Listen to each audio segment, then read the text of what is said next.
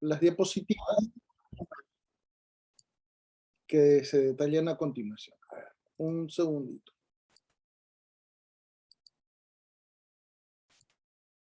¿Me confirman, por favor, si es que se pueden ver las diapositivas? Sí, doctor, se aprecia. Perfecto. Hoy nos toca ver el contexto del derecho procesal de familia, nuevas corrientes, en particular porque esa disciplina, el derecho procesal de familia, es una creación mía, ¿correcto? Y en ese sentido debo enfatizarlo porque quien construyó los conceptos preliminares que ahora todo el mundo desarrolla, los fundamenté yo desde el año 2003 hasta el año 2008, en el que saqué el primer libro sobre la materia, que es este, Derecho Procesal de Familia. Y es un tema bastante interesante porque nos permite evaluar no solamente el modo en el cual el Estado toma en cuenta los conflictos familiares, los procesos judiciales, las situaciones de violencia familiar, sino que permite evaluar una situación mucho más compleja porque estamos hablando de una situación totalmente dinámica, muy especial, muy situacional para nuestra realidad peruana, que si bien es cierto es muy parecida a la latinoamericana, tenemos que tomar en cuenta que estamos ante una situación más gráfica, más elocuente, más violenta, porque nuestro país ha pasado por una serie de situaciones y todas esas situaciones han incidido en la realidad familiar.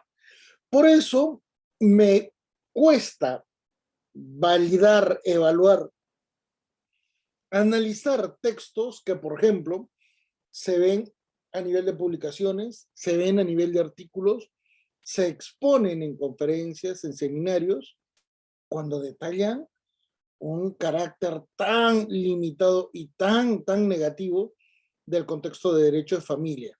En particular porque muchos asumen, y esto hablo a nivel de profesores en la especialidad de familia, muchos asumen que estamos ante una situación sobre la cual es posible mantener la perspectiva dogmática tradicional en un contexto temporal actual sin necesidad de cambios. Como si estuviéramos literalmente en el 84, como si estuviéramos en el 2000 o como si estuviéramos, ¿qué cosa? En el siglo VI después de Cristo. Y eso es inaceptable, ¿correcto? Si nosotros hacemos una evaluación, y miren la diapositiva donde evaluamos tres fechas importantes, 48, 1948, 1984 y el 2022. Y en los 3 años, no se puede decir que tenemos una sociedad, ¿qué cosa? Basada o vinculada en el contexto de una tradición muy especial, muy compleja, porque estamos hablando de una situación totalmente radical en proceso de cambio.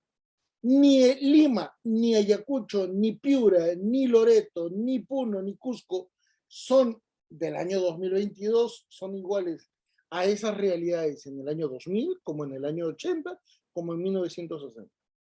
El país ha cambiado radicalmente. Y esa situación nos permite entonces exponer, presentar, detallar una nueva condición de referencia.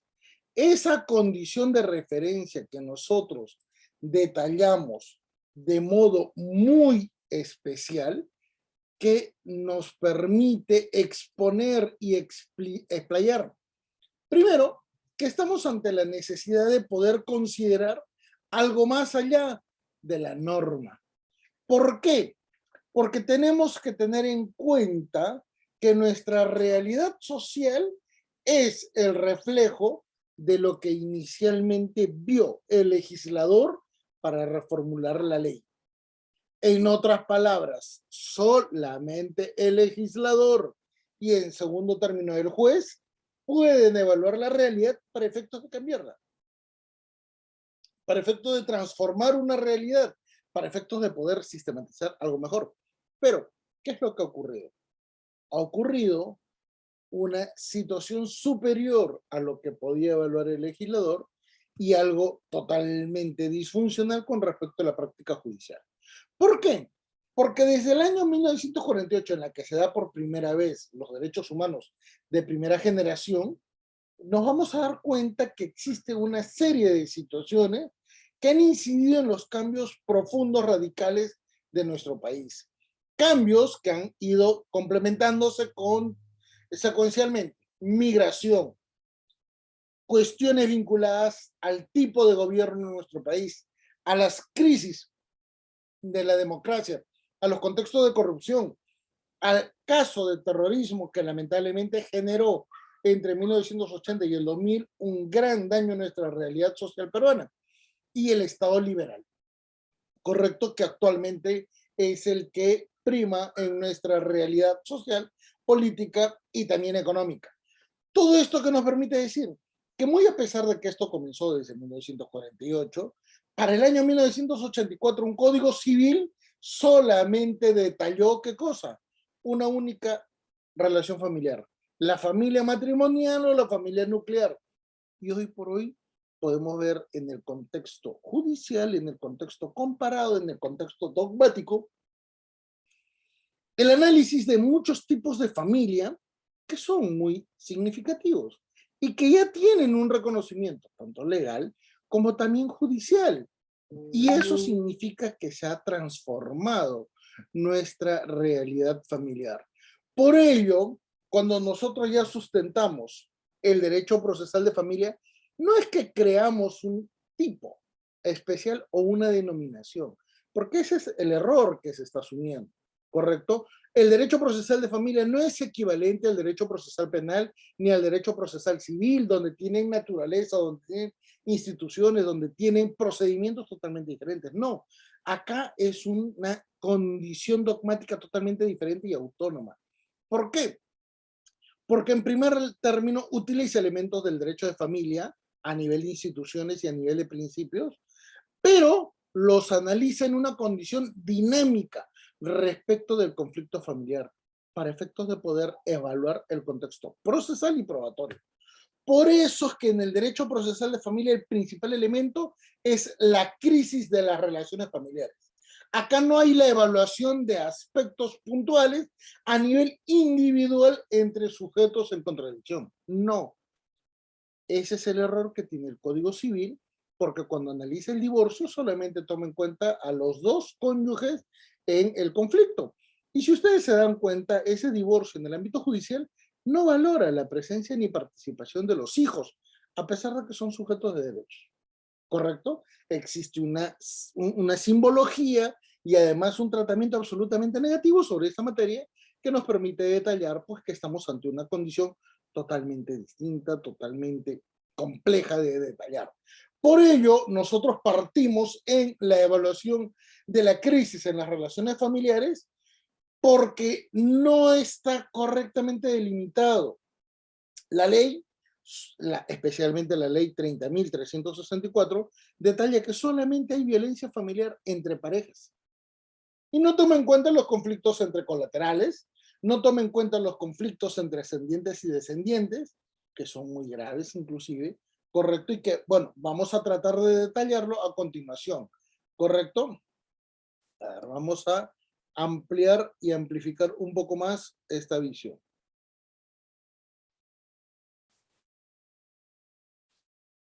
Y les voy a explicar por qué las otras situaciones no son expuestas en la misma dimensión, ¿correcto?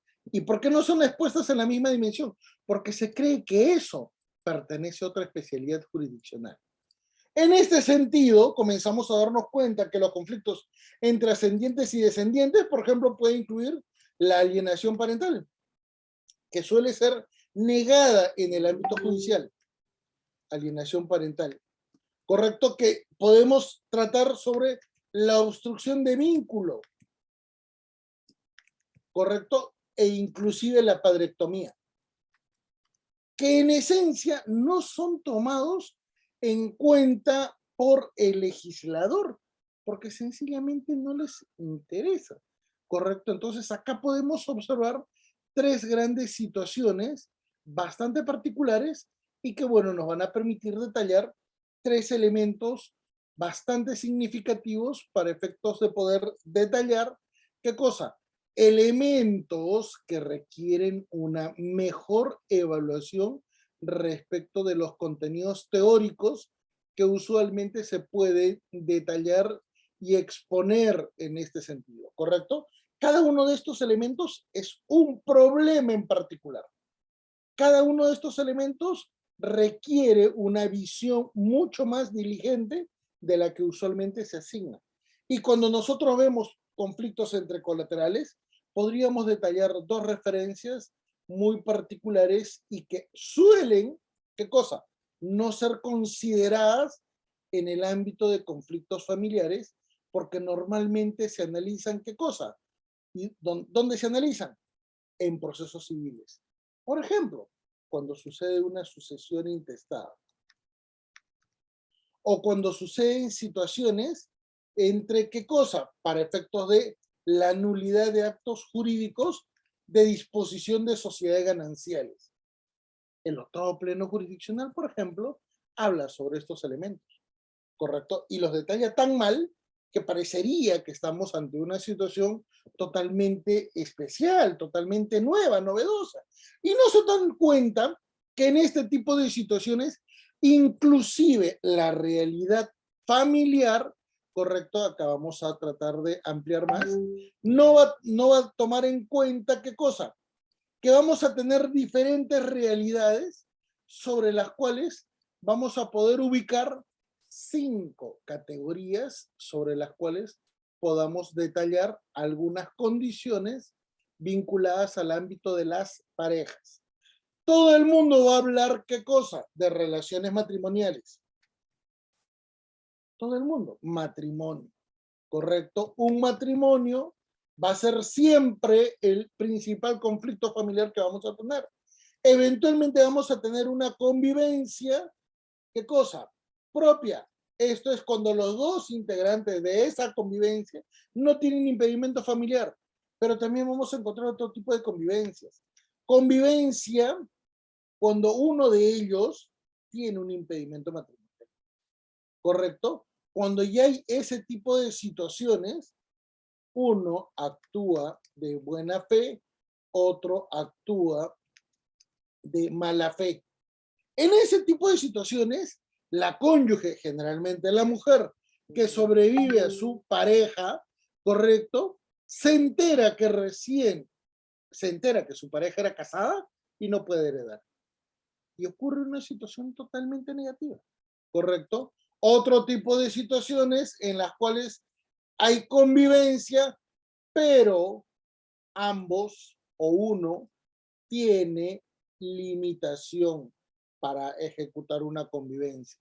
Por ejemplo, si ustedes recuerdan el caso Alan García Pérez con respecto de su segunda pareja, con la que vivió los últimos 15 años, se darán cuenta que cuando falleció, quien tuvo la pensión de viudez fue Pilar Nores, que sabía que su marido se había ido con otra mujer con la que tuvo un hijo, ¿correcto? Esa es la convivencia impropia. La convivencia donde los dos sabían que hay impedimento matrimonial, pero no les importó, a pesar de que podían perder muchísimos derechos, sobre todo en lo económico, ¿correcto? Y peor aún, hay una malísima información con las situaciones de concubinato, donde eventualmente la misma configuración de la normatividad nacional permite detallar que es equivalente a la convivencia, cuando en esencia la naturaleza jurídica es diferente. En el concubinato, una persona conoce que su pareja ya tiene un registro matrimonial. En la convivencia, solamente en la convivencia propia, no ocurre este tipo de situaciones, porque los dos pueden casarse cuando quieran, pero en el resto ya hay una condición. ¿Y a qué se debe esto? Que nuestra propia legalidad no toma en cuenta el contexto íntimo, el contexto privado, el contexto público. Por eso es que, por ejemplo, cuando se dice que van a relativizar la regla para generar matrimonios, no se dan cuenta que no han evaluado el registro RENIEC.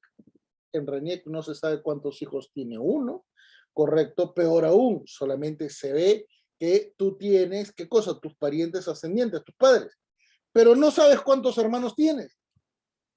Y la RENIEC supuestamente es la entidad que debería informar sobre qué cosa, datos de carácter personal. No los tiene, ¿correcto? Esa realidad entonces nos permite observar que estamos ante una situación totalmente diferente. Esa situación entonces ya nos permite decir que ese tipo de conflictos a nivel de pareja, que suelen también verse en los otros tipos de conflicto familiar, ¿correcto? Nos permite detallar que existen hechos provocadores que son los que dan origen al problema material, una situación o periodo de crisis familiar, un conflicto familiar judicializado y la etapa de la possentencia. Son 5 momentos y los 5 momentos generan derechos, obligaciones totalmente diferentes. Y les voy a dar un ejemplo sumamente sencillo. Hagamos de cuenta que estamos ante un acto de infidelidad. Según el Código Civil, si la mujer observa y registra que hay una infidelidad o un adulterio, solo tiene 6 meses para plantear el divorcio. Y esos 6 meses, si se vencen, ya no los puede volver a retomar. ¿Correcto? Si después de 2 años, 3 años, vuelve a registrar otro adulterio, tendrá que denunciar el nuevo adulterio, no el anterior. Aún mencionándolo, ya no va a tener vigencia. Y ahí te das cuenta que el contexto íntimo y el contexto privado son usualmente no evaluados en el ámbito judicial. Y esto tiene un gran problema que repercute en la evaluación de derechos, especialmente cuando son los abogados los que no logran generar una condición particular. ¿Correcto? En este sentido, véase por favor que estamos ante una situación bastante gráfica. A ver, un ratito. Creo que han ingresado a la red.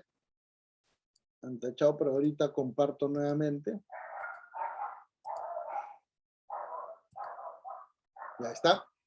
Ya no está el tachado que habían hecho. Y bueno, comenzamos a detallar una referencia bastante significativa. ¿Por qué? Porque nos vamos a dar cuenta que el no evaluar el conflicto familiar genera una peor consideración en nuestra realidad social. Especialmente cuando no damos cuenta que los conflictos familiares se pueden evaluar desde una perspectiva procesal, desde una perspectiva probatoria, desde una perspectiva penal, desde una perspectiva constitucional, desde una perspectiva de política pública, que evidentemente nos permite ubicar e identificar algunas condiciones.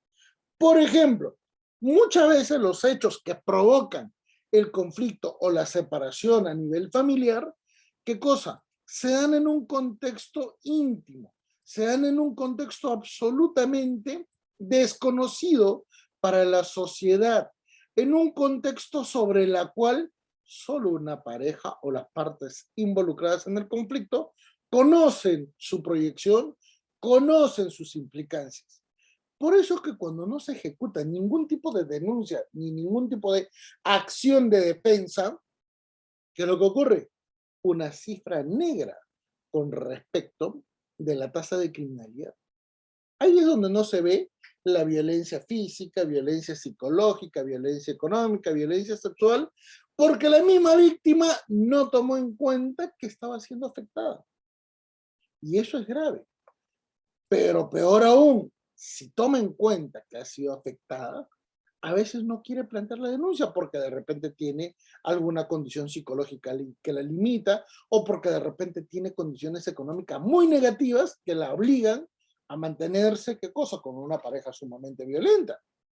Ese es el contexto privado, ¿correcto? Donde no se judicializa un caso, pero ya se ve, ya se presiente, ya se asume una condición de violencia y de daño que resultan objetivos, porque la familia es consciente que ya existe un daño. Y en último nivel, cuando ya se genera un proceso judicial sobre el cual ya se especifica una condición de intervención del Estado. Intervención del Estado que puede ser a través de un proceso penal, un proceso civil, una condición constitucional, etc. Pero fíjense que en este transcurrir estamos ante una situación, una única situación que va a provocar la evaluación de varios niveles de interpretación. Por eso es que es muy importante entender que cuando analizamos la crisis familiar hasta la etapa post-sentencia, es posible registrar, es posible considerar, primero, que se pueden invisibilizar a víctimas. Nadie sabe que hay víctimas.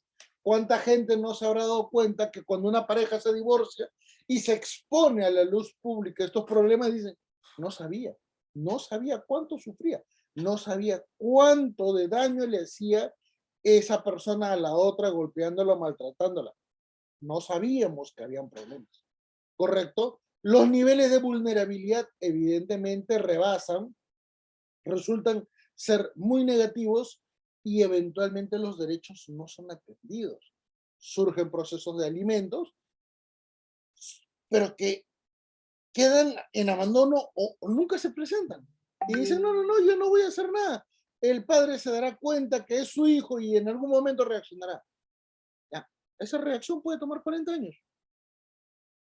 Y no se dan cuenta que en realidad no es un tema de orgullo, es un tema de derecho del hijo. Y se actúa muy mal. No se dan cuenta que a veces un solo hecho genera varios procesos judiciales. Y peor aún, el incremento de la violencia resulta ser tan elevado que ante estas circunstancias nos vamos a dar cuenta que ningún tipo de política pública está solucionando estos problemas.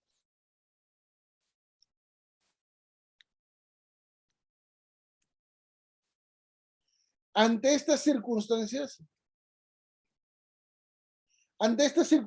es muy interesante ver que toda esa realidad predeterminada, correcto, nos genera una situación sociofamiliar tan grave que nos permite detallar. Nuestro país tiene elevados niveles de violencia, donde la cúspide es, ¿qué cosa? Los casos de feminicidio, los casos de homicidio, las lesiones graves, leves, violaciones sexuales, violencia familiar, violencia psicológica a nivel de parejas, casos de alienación parental, contextos de bullying, contextos de mobbing, esto es violencia en el ámbito laboral, contextos de acoso laboral, de acoso sexual, racismo, discriminación, exclusión social, indiferencia. Y fíjense cuáles han sido las reacciones del Estado.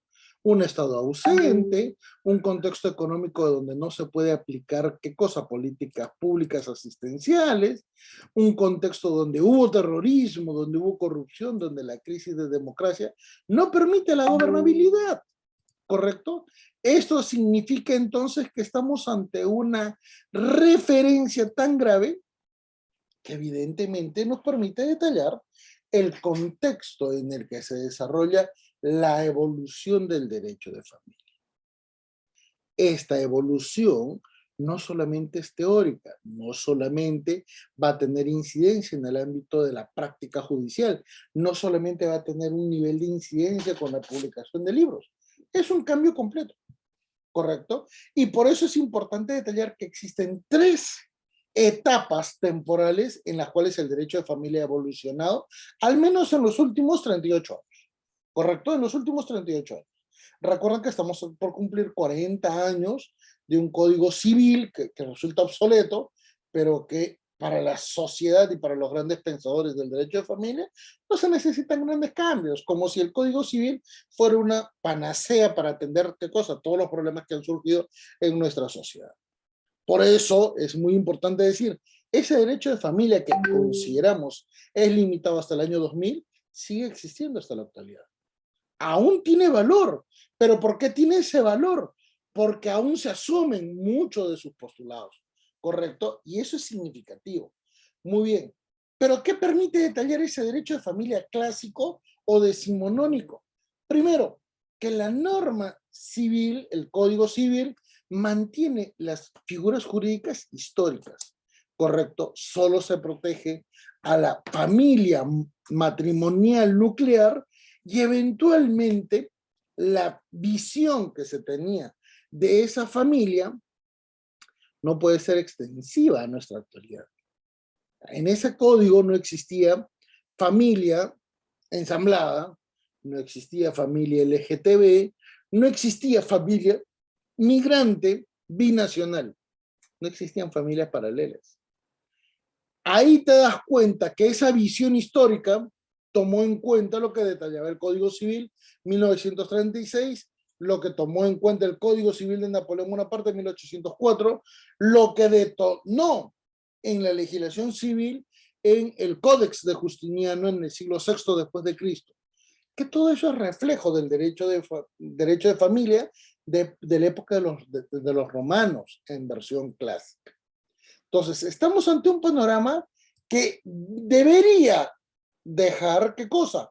Solamente la determinación de algunas figuras jurídicas que, por ejemplo, no han cambiado. Matrimonio no ha cambiado. Por ejemplo, patria potestad, eventualmente filiación, etc. Lo que ha cambiado es el modo de ver cómo se interpretan esas instituciones jurídicas. Y ahí está la diferencia. Por eso que en una segunda etapa está la visión del derecho procesal de la constitucionalización del derecho de familia, porque ha sido detallada entre el 2000 y el 2006.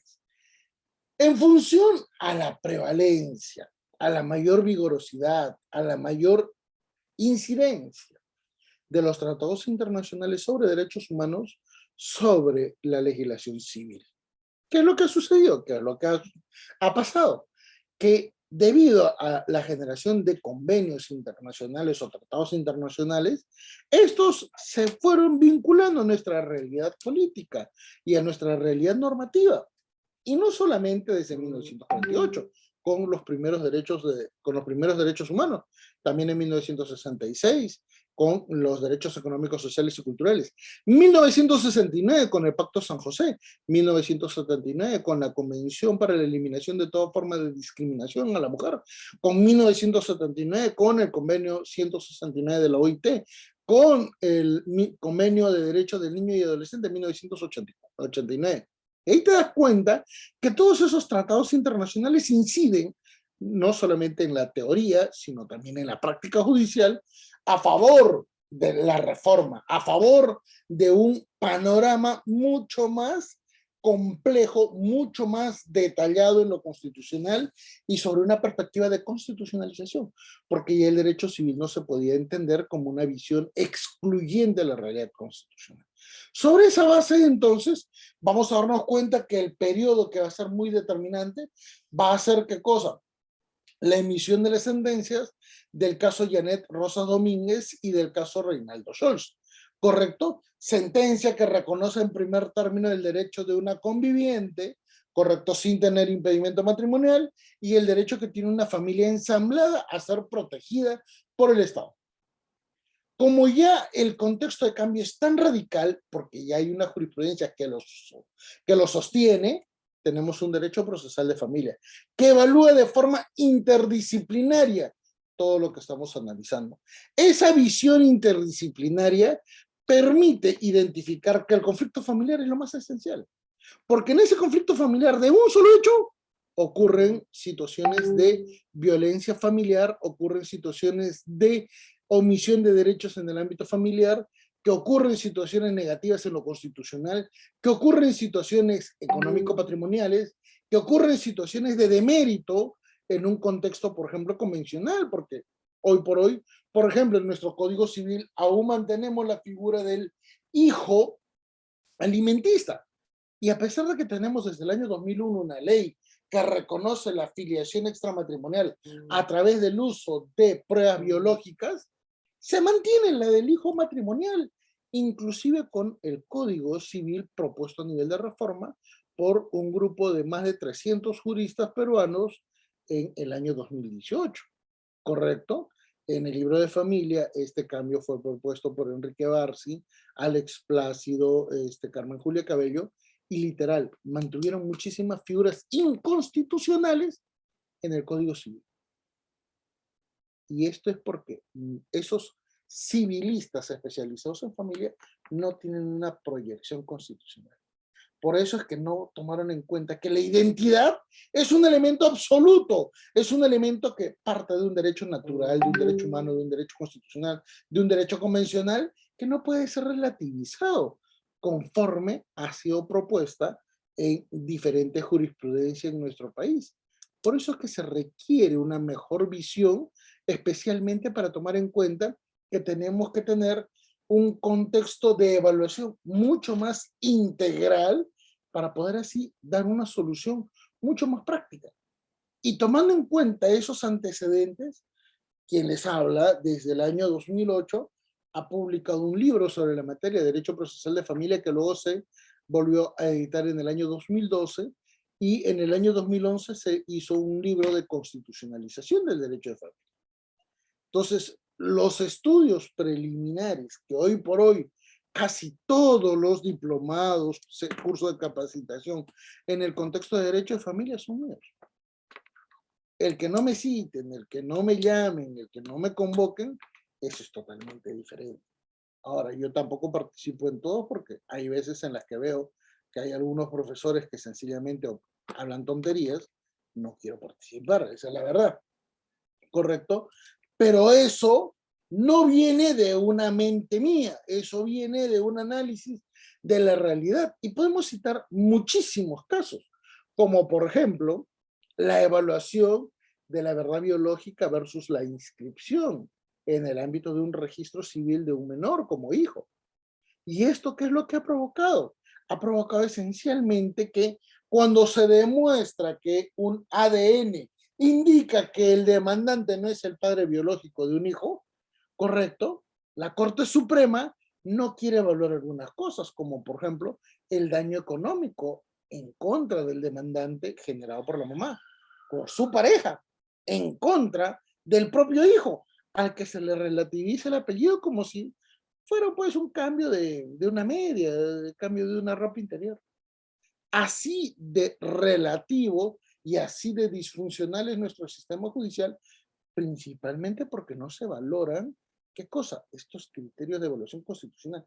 A tal nivel que en enero del año pasado, 2021, la Corte Constitucional colombiana exigió que en todo caso donde se logre demostrar como fundada la demanda de una impugnación de filiación, son los jueces los que tienen que obligar a la madre a detallar sobre quién es el padre del menor, para efectos de darle a ese niño una identidad biológica o una identidad familiar acorde a su desarrollo, porque los niños son sujetos de derechos y no suelen ser evaluados como parte procesal. Entonces, todo ese mecanismo, toda esa situación de evaluación forma parte del derecho procesal de familia. Como por ejemplo, también lo he evaluado en el caso de familias LGTB. Y vamos a citar dos ejemplos significativos. El caso, por ejemplo, de la caso Oscar Ugarteche contra el Tribunal Constitucional, donde el Tribunal Constitucional detalló que no era necesario evaluar este tipo de situaciones. Muy por el contrario, sí es importante porque existe un antecedente muy importante en la Corte Interamericana de Derechos Humanos, que es el caso Duque versus Colombia. Y el caso Duque versus Colombia detalla pues una referencia a una obligación de tutelar los derechos de una persona más allá del contexto de género, en particular porque son derechos individuales que no afectan a terceras personas. En ese sentido, el Tribunal Constitucional peruano actuó de forma negativa y además en contra de la progresividad de derechos humanos, claro, porque tienen una visión demasiado arcaica.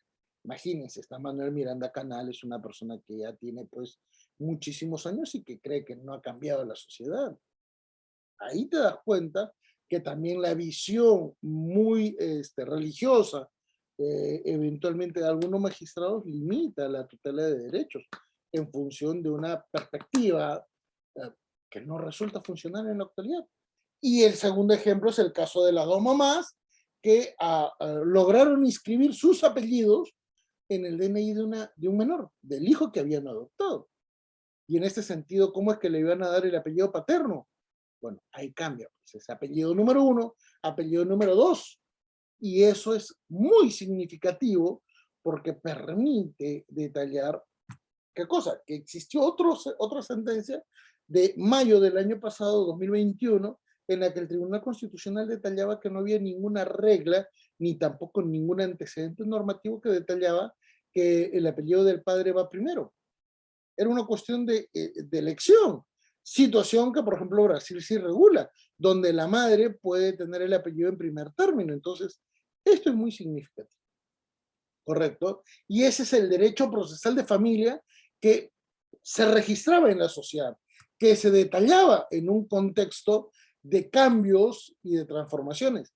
Y por eso es que en mayo del 2021, específicamente el 28, quien les habla forma parte del Pleno Jurisdiccional Civil de Familia. Y esto es bastante significativo porque, a diferencia de todos los demás profesores de Derecho de Familia que están en la parte inferior, soy el único profesor que opina contrario a ellos. Y a pesar de eso, y a pesar de mucha oposición en el ámbito judicial, en particular de magistrados de la Corte Suprema que hablan tonterías, correcto, se logró incluir mi participación. Y si bien es cierto, yo nunca postulé, yo nunca pedí formar parte de ella, la invitación me sorprendió y se participó. Y se cuestionó muchísimo de la conducta procesal y de las resoluciones de casación que teníamos en el Poder Judicial en contra del desarrollo de un derecho de familia mucho más objetivo, mucho más acorde a la necesidad de transformar la realidad normativa de nuestro país, porque ya hay pues un nivel de obsolescencia demasiado elevado. Por ello, vamos a sustentar este proceso de evolución del derecho de familia de una realidad que refleja una crisis hacia un análisis de nuestra realidad judicial y estatal. ¿Por qué? Porque para nadie es un secreto que la sociedad peruana tiene muchos niveles de violencia, ¿correcto? Los niveles de violencia son tan referenciales, son tan significativos en el contexto de violencia, cifra negra, que muchas veces hay víctimas que le dicen, sí, a mí me pasaba eso, 20 años, 10 años, 5 años, 40 años, después de los actos de violencia. Y esto es gráfico, esto es una realidad palpable, ¿correcto? Inclusive nuestra sociedad no percibe que existen algunos actos de violencia que resultan totalmente negativos a la sociedad y en particular a las víctimas que han sido las agredidas. Por ejemplo, se asume que el bullying no es relevante, cuando en realidad el bullying es la peor expresión de violencia porque se da entre niños.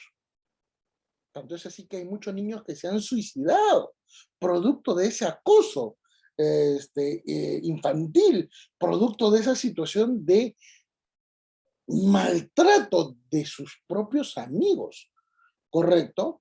Y esto es un momento gráfico porque nos permite detallar que todo ese contexto de violencia, cuando logra ser percibido, es solamente el 10% de toda una realidad. Esto es, lo judicializado solo es el 10% de un problema mucho más grave. Y eso, que es el 10%, termina por generar casi 3 millones de expedientes judiciales en nuestro país por año. 3 millones de expedientes. ¿Qué significa esto? Que tienen casi, literalmente, más del tercio de la población o sobrecarga procesal en el Poder Judicial. ¿Qué significa esto? Que aproximadamente 2 millones son casos en el ámbito civil familiar y un promedio de medio millón de casos son denuncias de violencia familiar. Esto es tan gráfico que al final nos damos cuenta que el contexto de nuestra sociedad es tan violento, ¿correcto?, que la ley no ha tomado en cuenta esa realidad. No se toma en cuenta que un solo hecho, una sola situación, representa tanta violencia que al final no se registra, ¿qué cosa? Que un mismo hecho puede provocar dos procesos. Por ejemplo, tentativa de feminicidio. ¿Ustedes creen que provoca una sentencia de divorcio? No. Las que han sobrevivido a intento de asesinato o feminicidio no se divorcian. ¿Y qué es lo que pasa?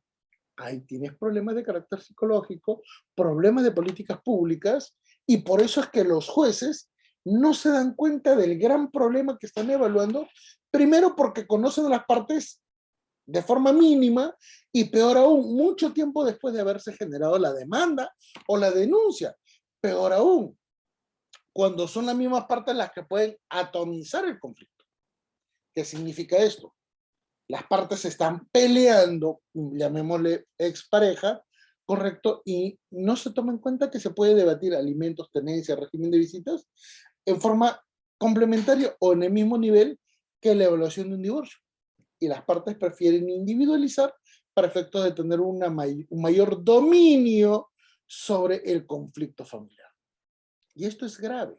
Por eso es que normalmente el conflicto familiar permite identificar expedientes en lo penal, violencia familiar, expedientes en el ámbito civil respecto del divorcio, expedientes en el ámbito civil familiar respecto de tenencia, obligaciones, etc. ¿Correcto?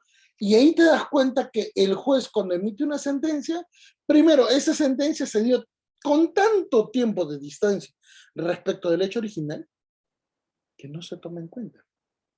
¿Correcto? Que no se toma en cuenta. Entonces, ante esta realidad, es muy importante especificar qué cosa, que necesitamos un cambio. Un cambio que, por cierto, nuestro legislador y también la doctrina clásica en derecho de familia no ha querido desarrollar. Por ejemplo, en el año 2017 tuvimos un anteproyecto de reforma al Código Civil que se presentó en el 2018, ¿correcto? Pero esa reforma ni siquiera tomó en cuenta nuestros proyectos que teníamos desde el año 2002 en el Congreso de la República, por ejemplo, respecto de la identidad de los hijos nacidos de madre casada, pero cuyo padre no es el esposo, sino otra persona. Eso, señores, ha sido muy mal interpretado en el decreto legislativo 1377. ¿Por qué? Porque la mujer casada puede indicar que el hijo no es de su marido, pero ¿y de quién es? ¿Por qué no hay esa obligación de decir quién es el padre de tu hijo? No es mi intimidad. Señora, usted no tiene intimidad en este caso, porque esa intimidad implica que hay un hijo. No me va a decir que por su intimidad no se puede saber quién es el padre del hijo. No, es que no lo quiero decir. Esa es otra cosa. ¿Y por qué le permiten eso? Por eso es que se pueden inscribir hijos sin el apellido del padre. Luego se agrega. Es más, se agrega a veces un apellido que es el de la propia madre, como si fuera su hermano, y luego hacen, ¿qué cosa? Un cambio de identidad cuando ya un padre o una pareja asume la paternidad. Y esto es gráfico, ¿correcto? Es un problema tan material que, por ejemplo, en el contexto latinoamericano, tanto en Costa Rica como en Bolivia se ha querido, ¿qué cosa? Generar un cambio. Son los códigos de Bolivia y el código en Costa Rica a nivel procesal de familia. Pero los antecedentes han sido los que yo he expuesto. Por ello es muy importante entender esta dinámica porque tenemos que vincularnos a una nueva perspectiva de interpretación. No podemos asumir que esas condiciones se mantienen. ¿Por qué? Porque la misma ley ya limitó nuestro ámbito de evaluación al contexto de familia. Muy bien, cambiemos. No es una perspectiva de familia. Asumamos que para efectos gráficos nos vamos a detener en los matrimonios, en las convivencias, en los concubinatos. Perfecto. Ya, centrémonos en esos porque son los que tienen más volumen a nivel de casos. Pero un momento, ¿qué va a pasar cuando estos casos no logren resolver conflictos justamente porque el Poder Judicial, el Ministerio Público, el Tribunal Constitucional no han valorado correctamente estos expedientes? ¿Qué hacemos ante esa realidad donde el contexto ya fue totalmente superado ante una realidad donde no se toman en cuenta muchas cosas. Como por ejemplo, el contexto de la dinámica familiar, especialmente cuando es negativa. ¿Correcto? Porque no se toma en cuenta que no se trata de problemas en el ámbito de familias nucleares o matrimoniales. Se habla de familias en crisis, de familias disfuncionales, de familias sucesivas, sucedáneas, de familias paralelas, de familias migrantes, de familias extendidas, ensambladas, ¿correcto? Donde los problemas de prestaciones de alimentos, donde los problemas de régimen de visitas son totalmente nuevos. No es lo mismo. Es más, recuerda que el Tribunal Constitucional, cuando habla de derechos de padres no biológicos, asume que estos, que son la pareja de una mamá, tienen los mismos derechos que un padre biológico y también las mismas obligaciones. Entonces, una persona que se casa con una señora que tiene un hijo, no puede decir, no, a tu hijo yo no le voy a comprar absolutamente nada, yo no lo voy a atender. Ya se casó, ya se vinculó, ya convive. Por lo tanto, ya hay una obligación a favor de ese menor. No, pero yo no lo quiero atender. Ahí te das cuenta que el contexto familiar hace mucho tiempo cambió, ¿correcto? Y ese cambio usualmente se hace en un contexto de informalidad. Esa informalidad que termina vulnerando los derechos no solo de mujeres, también de personas de tercera edad, también de personas con discapacidad, de personas migrantes, de personas LGTB, de todas personas que generan un contexto sobre el cual ocurre una situación o de racismo o de discriminación. Por ello es muy importante entender que los derechos en el ámbito familiar no pueden ser evaluados sin una complementación a nivel constitucional. ¿Por qué? Porque si no valoramos eso, el desarrollo y trámite judicial en lo procesal va a ser absolutamente negativo.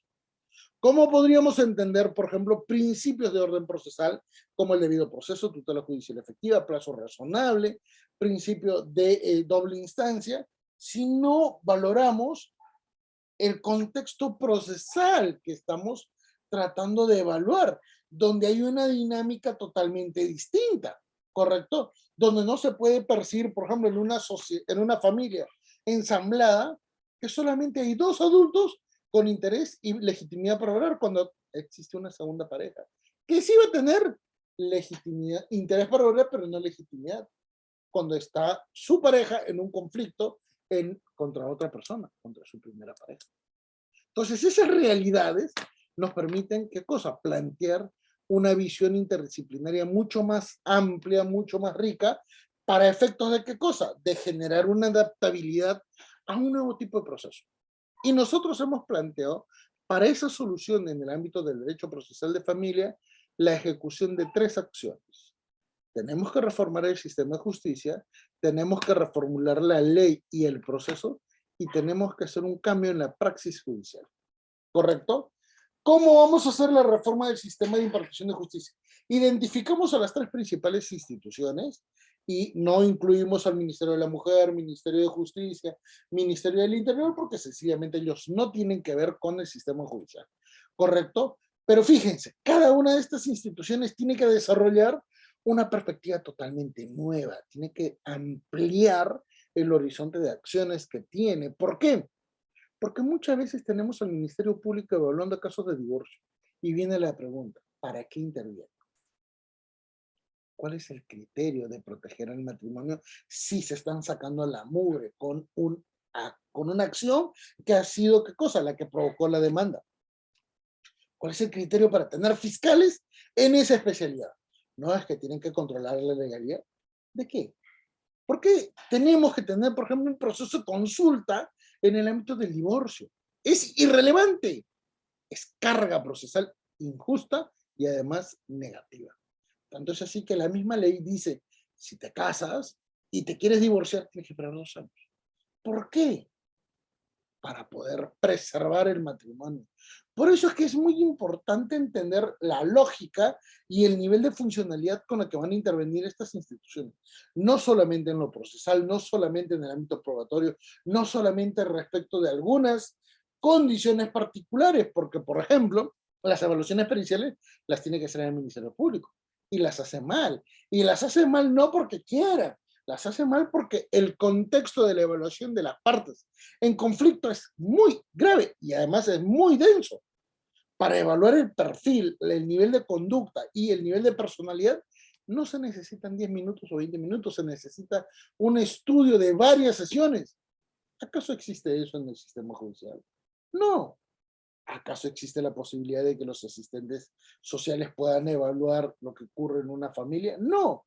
Por eso es que existe un gran nivel de disfuncionalidad en el ámbito del Ministerio Público, que se complementa con el Poder Judicial, donde muy pocos jueces son especializados en familia, ¿correcto? Donde el juez que tiene executio no lo quiere ejecutar. Por eso es que ese juez, cuando ve un tema de alimentos y de omisión de asistencia familiar, se le ocurre notificar al fiscal para qué cosa, para que denuncie.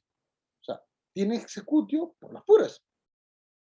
Y ahí nos damos cuenta que evidentemente el Tribunal Constitucional en unos casos hace bien, en otros casos hace muy mal, pero hay más cosas buenas que negativas, ¿correcto? Especialmente en la evaluación de derechos vinculados al contexto del proceso, vinculados al contexto del trámite de cada situación procesal para la evaluación correcta de algunas instituciones y figuras jurídicas, ¿correcto? Cuando planteamos la reforma de la ley para mejorar el proceso, tenemos que tomar en cuenta que existe un solo hecho, un solo hecho.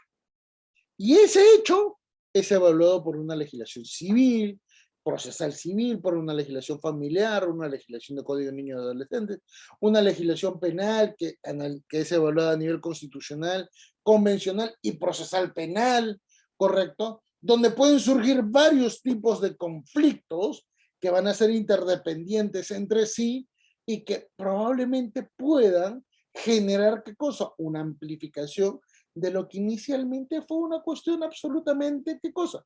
Íntima. Una cuestión entre dos sujetos debido a que uno de ellos de repente actuó incorrectamente. Por eso es que el Poder Judicial tiene procesos largos, muy extendidos en el tiempo y que lamentablemente no solucionan absolutamente nada. Correcto. Por eso es que nos planteamos en su oportunidad desde el año 2003 la necesidad de acumular, ¿qué cosa? En un único expediente y en un único órgano judicial, las facultades de orden penal, constitucional, civil, familiar, para que ese juez tenga un mejor rol.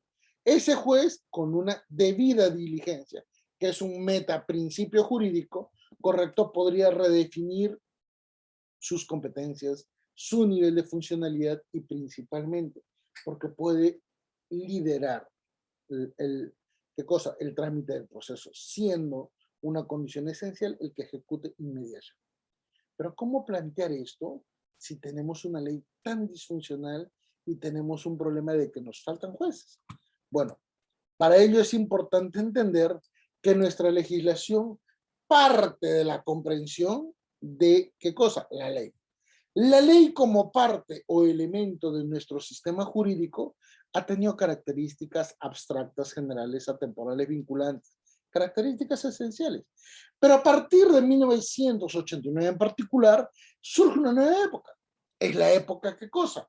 Del desarrollo multidisciplinario del derecho, en particular porque surge, ¿qué cosa? Una nueva etapa. ¿Cuál? La del activismo judicial. Ese activismo judicial, entonces percibe que la ley de nuestro sistema jurídico romano, canónico, francés, ya no puede ser la misma. ¿Por qué? Porque ese concepto inicial de familia, matrimonial o nuclear ya cambia cuando se ve el CEDAW, 1979, cambia cuando se analizan los contextos de vulnerabilidad, cambia cuando se evalúa qué cosa, que los niños también son sujetos de derechos, y cambia para poder entender que esa sentencia necesita comprender que puede superar lo normativo de la ley porque el juez puede fundamentar, y eso inclusive contra la ley. ¿Para qué cosa? Para evitar un entorno mucho más violento. En particular, para generar ¿qué cosa? Un derecho procesal de familia, porque de lo contrario, si se mantiene el status quo, ¿qué es lo que vamos a ver? Casos de invisibilidad de víctimas, donde la cifra negra evidentemente se amplifique de forma negativa, donde los niveles de vulnerabilidad puedan afectar a niños, adolescentes, mujeres, población LGTB, tercera edad, discapacitados, problemas a nivel de derechos no atendidos, en particular por el vencimiento de plazos, por procedimientos negligentes, por problemas psicológicos que no han sido evaluados. Que esto es sumamente gráfico, porque en este nivel tenemos psicopatologías, desde la etapa de niñez, desde la etapa de adolescencia, de la etapa de la relación de pareja, que son muy graves, e inclusive una etapa posterior a la relación de pareja que resultó negativa, que genera una patología. Por ejemplo, ¿cuántas veces ustedes habrán visto como público qué cosas que tienen un amigo, una amiga, un familiar, alguien muy cercano que dice, salí de una relación tóxica y yo no quiero volver a tener pareja nunca más en mi vida? Bueno, eso es un problema psicológico. ¿Correcto? Ese es un problema psicológico. Y te va a repetir constantemente que no quiere tener pareja porque sabe y porque asume que cualquier pareja que venga va a ser igual o peor que la anterior. Y eso se llama hibristofilia. ¿Correcto? Es una patología psicológica. Por eso es que es muy importante entender que cuando no se toma en cuenta la complejidad de estos problemas, ¿correcto? Nos vamos a dar cuenta que existe una mala visión del contexto procesal. ¿Por qué? Porque vamos a visualizar que se pueden desarrollar varios procesos a la misma vez. ¿Correcto? Se puede plantear un proceso principal, un proceso derivado, un proceso secundario, un proceso complementario, un proceso paralelo. Y todo ello para poder detallar un elemento vinculado a los petitorios. Y ahí nos damos cuenta entonces que es la ley la que permite, ¿qué cosa? La que permite que las partes puedan actuar de forma negligente, que puedan actuar atomizando o limitando sus pretensiones. ¿Por qué? Porque son conscientes que no existen políticas públicas eficientes. Tenemos, por ejemplo, en este sentido, políticas públicas populistas, que la misma Corte Suprema en la actualidad ya está exagerando. Tenemos el acuerdo plenario 09-2019 con Centro de Investigaciones Judiciales 116, que por ejemplo en el fundamento 19 detalla que toda situación de violencia, así sea leve o mínima, igual tiene que generar un trámite judicial. O sea, ¿dónde quedó el principio de oportunidad? ¿Dónde quedó el principio de, qué cosa? De derecho penal última ratio. No existe para la Corte Suprema. Tenemos un derecho penal enemigo, donde hoy por hoy cualquier mujer que denuncia a su pareja automáticamente ya es víctima, ¿correcto?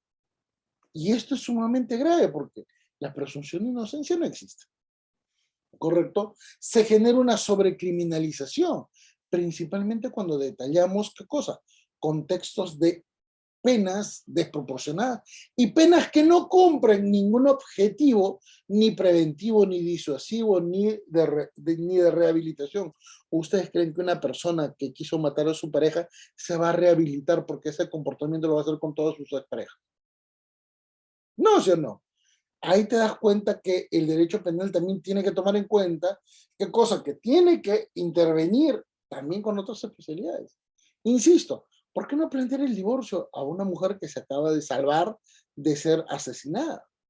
Resulta paradójico, pero no lo quieren hacer, ¿correcto? Y por eso es que las medidas de protección son la peor parte de esta política pública populista, porque no tienen ningún sentido, conforme vamos a poder detallar en los procesos de generación de la victimización y la victimología, donde podemos encontrar víctimas indirectas, víctimas directas, víctimas primarias, secundarias, terciarias, invisibles, estructurales, que suelen ser detalladas en este ámbito, pero que no logran tener una perspectiva de desarrollo objetivo, porque al final que tenemos una ley 30.364 que toma en cuenta, ¿qué cosa? Muchos elementos teóricos para darle supuestamente un sostén muy sólido, pero que en esencia desnaturaliza el concepto de víctima, porque asume que solamente víctimas serán mujeres. Y por ello es que se necesita reformular todo el derecho, especialmente en este ámbito, para generar un derecho procesal de familia que nosotros les ponemos en 10 principios. Y estos, señores, lo hemos desarrollado desde el año 2003, ¿correcto? Primer principio, el conflicto es preexistente al proceso judicial.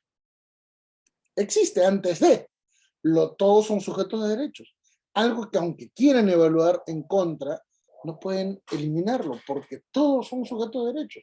El contexto íntimo y privado no son límites para el orden público. Entonces, una mujer no puede decir, no, yo soy casada, pero puedo decidir qué cosa, no mencionar al padre de mi hijo. Sí, pero tienes que ponerlo, porque si vas a inscribir el derecho del hijo, tu hijo es independiente de tu voluntad, ¿correcto? Todo ejercicio abusivo del derecho es punible. El conflicto tiene que evaluarse desde una perspectiva interdisciplinaria y finalmente tiene que haber una evaluación, ¿qué cosa? Totalmente racional, proporcional, temporal, para poder comprender mucho sobre el nivel de proyección que va a tener. Por ello es que tenemos que tomar en cuenta que el juez es el actor principal en este caso. Y ese juez tiene que tener una función muy especial. Y ese juez tiene que actuar, ¿qué cosa? Conforme a un nivel de seguimiento, inclusive posterior a la emisión de la sentencia. Con esto queremos indicar, ¿qué cosa? Que el juez tiene que asumir un rol diferente, ¿qué cosa? Al principio de estar limitado a las pretensiones de las partes, conforme al artículo 7 del Código Civil, título preliminar. Y esto nos permite detallar que estamos ante una situación de impacto en la familia que necesita políticas públicas muy, muy programadas bajo un objetivo totalmente especial y totalmente intuitivo. Esto en esencia vendría a ser el derecho procesal de familia y eventualmente quedo a la atención de algunas consultas que pudieran formular. Muchísimas gracias.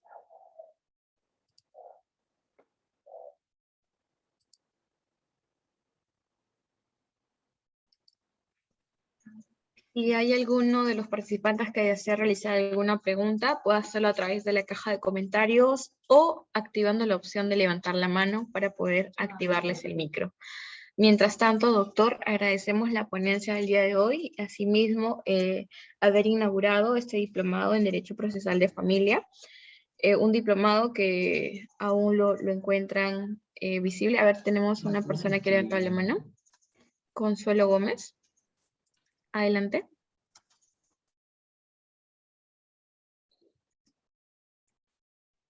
A ver, Consuelo.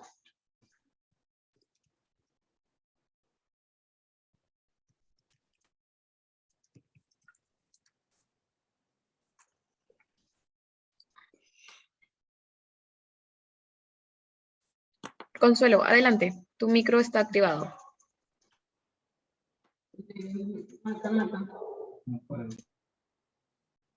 Bien, parece que tiene problemas, doctor. Consuelo. No me permite. Consuelo, sí, se te está permitiendo que actives el micro. A ver, un momento, por favor. Ya está. ¿Puedes activar el audio, Consuelo? Ya está activado.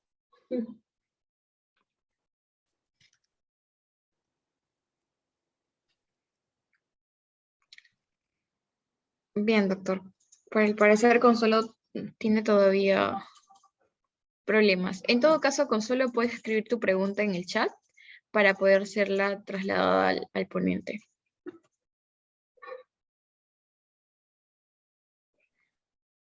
Como seguía diciendo, doctor, pues agradecemos la participación del día de hoy y esperamos contar con su participación en los próximos eventos que esté realizando CEFOCAP. A ver, tenemos otra persona que ha levantado la mano, Jesús Aburto. Bien, por el chat, doctor, tenemos... Sí, acabo de ver. Detallan la tutela demandada por los abuelos y la labor no está siendo resuelta de manera adecuada por los jueces. En realidad, sí, lo que sucede es que lamentablemente los plazos procesales evidentemente son muy elevados, ¿no?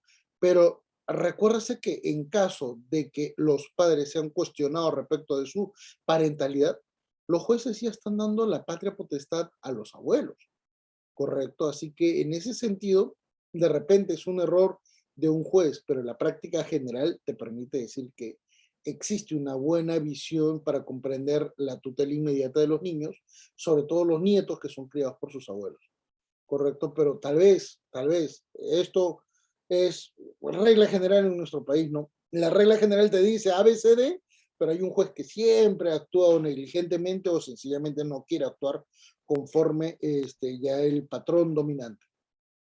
Ocurre.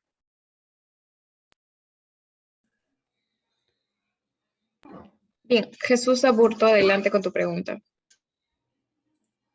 Doctor, muy buenas noches, ¿me logra escuchar? Sí. Doctor, tenía una pregunta acerca del reconocimiento de tenencia de menor de edad, conjuntamente a la paralela con el proceso de alimentos.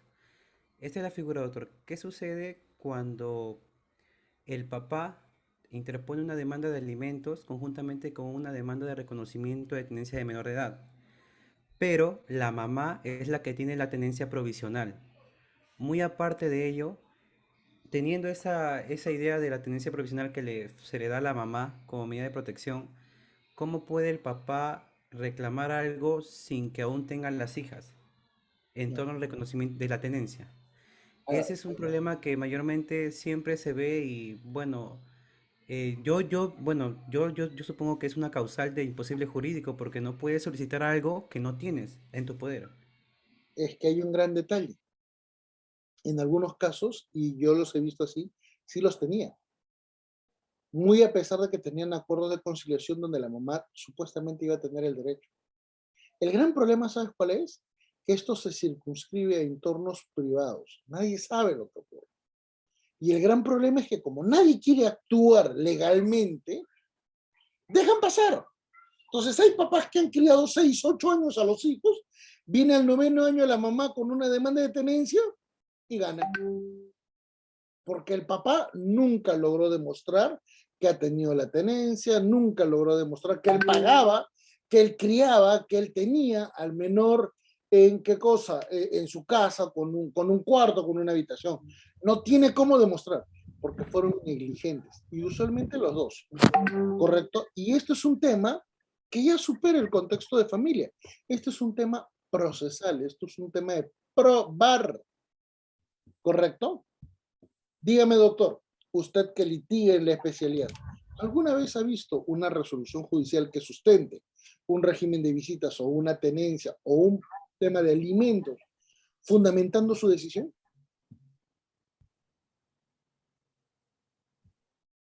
Doctor Aburto, ¿alguna vez leyó alguna resolución que diga, yo voy a fijar el régimen de visita de esta manera y detalla por qué? No, ¿sí o no? No, doctor. ¿Usted alguna vez ha visto, yo le otorgo la tenencia a este progenitor por esto, por esto, por esto, por esto y lo otro? ¿Alguna vez ha visto eso? No, ¿sí o no? No, doctor, correcto. Como si no existiera el inciso 5 del artículo 139 de la Constitución. Y ahí te das cuenta que lo procesal, lo probatorio, no existe en el contexto familiar. Por eso es que hay muchos abogados que no quieren ver estos temas, porque les cuesta y porque le dicen, oiga señor, ya, usted lo que me está detallando, ¿cómo lo puede acreditar? No, tiene que creer. Eso no es una cuestión de palabra, es una cuestión de actos. Bueno, si no tenemos elementos probatorios, vamos a verificar qué es lo que hay. Por ejemplo, señor, ¿usted pagaba el colegio directamente? Sí. ¿Usted recogía el hijo directamente? Sí. Vamos al colegio, que te firmen que durante todo el año 2021, 2020, 2019, usted de papá pagaba el colegio y que recogía los hijos y que los profesores digan que vivía el niño en su casa. Pregunta, ante esos elementos probatorios, ¿qué podría decir la contraparte? Tendría que demostrar que estoy mintiendo y tendría que demostrar que es ella la que eventualmente pagaba el colegio y iba a recoger al niño, ¿sí o no? Correcto. Pero eso exige un elemento probatorio que no se suele hacer. Doctor, y muchas veces en la propia demanda carece de requisitos de admisibilidad y es por eso que muchas veces se cae, ¿no? Lo que viene a ser la interposición de la demanda. Pero Correcto. doctor, si hay problemas en la admisibilidad, es porque evidentemente la visión del proceso el planteamiento de petitorios y elementos probatorios no ha logrado ser objetivo, ¿o no?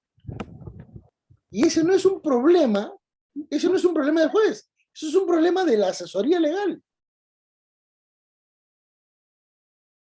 Correcto, doctor. Muchas gracias por su respuesta. A usted. Bien, Doctor, doctor. Continuamos con Consuelo Gómez. sí, Consuelo. gracias. Por fin, sí, gracias. Muy buenas noches por el pase que me da. Doctor, tengo una consulta en función, digamos, ¿no? En un proceso de, digamos, de tenencia. Actualmente los menores están en la tenencia, lo tiene el padre, pero la jueza ha determinado que la tenencia ha salido a favor de la madre. El papá no le quiere otorgar la tenencia.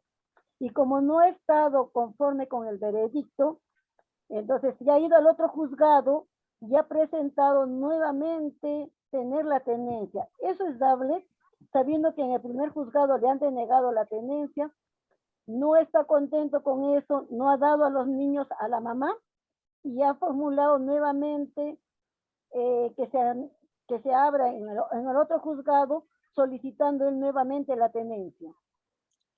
Es lo que justamente detallaba, esos son los conflictos paralelos.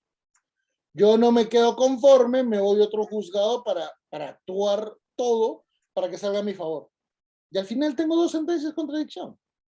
Ese es el gran problema de permitirle a las personas tener un amplio criterio como para poder decir, voy a litigar por esto, no voy a litigar por esto, y puedo escoger dónde litigar.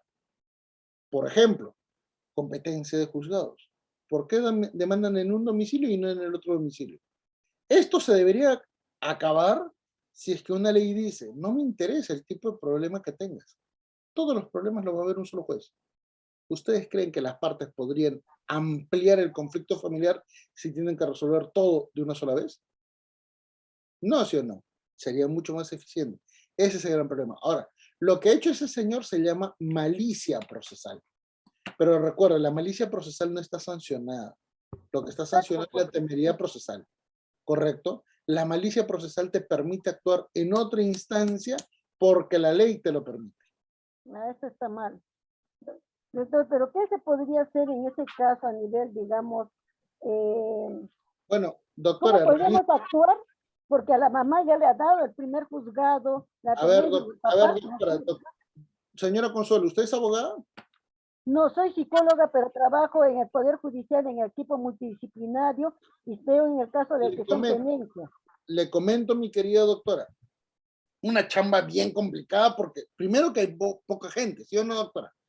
Hay muy poca gente y evidentemente la sobrecarga laboral pues resulta Sí, porque tenemos imposible. que probar lo que usted mismo dice, ¿no? Para darle la tenencia, si visita el papá al colegio, cómo va con la niña, si sabe gustos, para darle los elementos probatorios para ver quién le va a dar la jueza, cómo se llama la tenencia, y tiene que ser probado a nivel de ello. Pero por eso a nivel, digamos, hay muchas argucias, digo, ¿no? Porque se habiendo recopilado y el papá teniendo un diagnóstico de ser una persona agresiva, impulsividad dentro de eso, y no acata la norma, todavía él se va a otro juzgado a solicitar lo mismo y está dilatando. ¿Qué es lo que puede hacer en esos casos? Uno, la mamá perjudicada. Sí. La mamá perjudicada en esos casos lo que tiene que hacer es, con su defensa legal, hacer una excepción. Se llama excepción de acción. Y decir, esa demanda ni siquiera debería tramitarse, porque esa demanda ya fue evaluada en este juzgado y acá está la sentencia.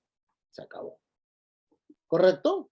Segunda acción, ya no la hace la mamá, la hace la juez o el juez que emitió la sentencia, que se entera que hay otro proceso y notifica a ese juez y le dice, yo ya resolví. Señor, usted no puede intervenir.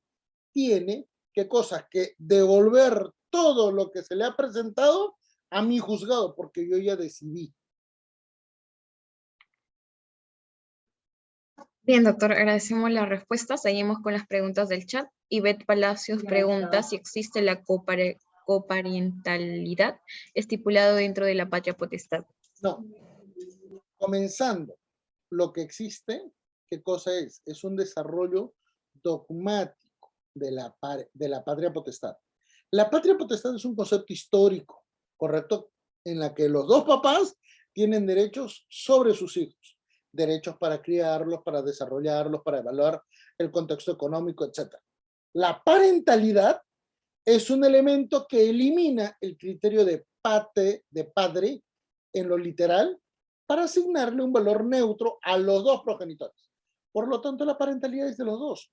Es igual que la patria potestad, pero en términos dogmáticos mucho más actuales, que limita el contexto de género. ¿Correcto? ¿Por qué? Porque es aplicable en igual sentido al padre y a la madre. Por lo tanto, la coparentalidad no es necesaria en ese sentido, es parentalidad.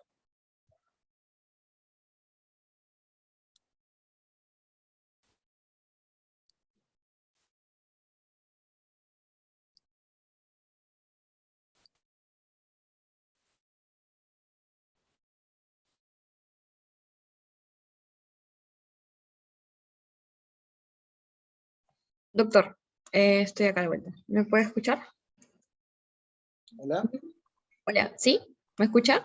Sí, le escucho. Ah, ya. Doctor, bien, no habiendo otras más preguntas, pues damos por finalizada la ponencia del día de hoy. Agradecemos mucho su participación y esperamos contar con la misma en otros próximos eventos. No hay problema. Muchas gracias. Muchas gracias. Gracias, doctor.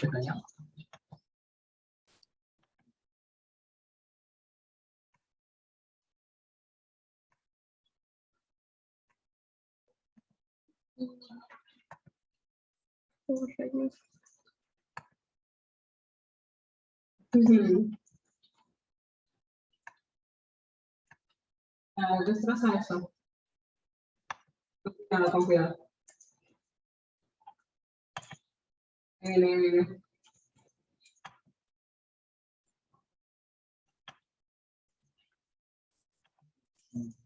Ay, no, vale. Chale, cállate. Ay. Zaira, cállate. Con cuidado.